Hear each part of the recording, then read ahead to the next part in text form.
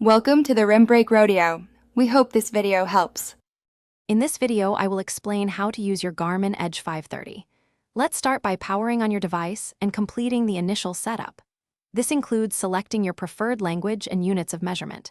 Next, pair your Edge 530 with your smartphone using the Garmin Connect app.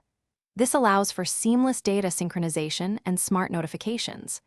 Finally, connect your essential sensors, such as heart rate monitors, speed, and cadence sensors, using either ANT+ or Bluetooth technology. Now, let's dive into navigation.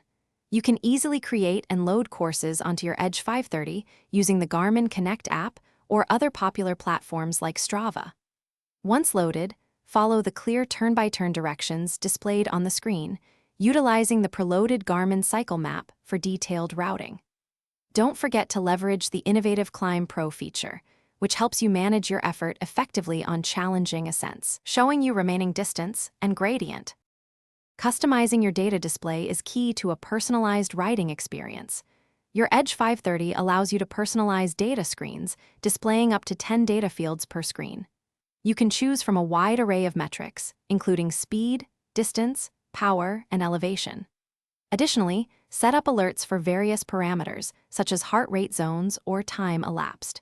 Utilize activity profiles to quickly switch between different riding types, each with its own unique settings and data fields. Finally, let's explore some advanced features and essential maintenance tips. Your Edge 530 offers features like Group Track, allowing you to see other riders, and incident detection for added safety. Regularly update your device's software and maps to ensure optimal performance and access the latest features. Remember to charge your device fully, clean it gently with a soft cloth, and store it properly to ensure many years of reliable use on your rides.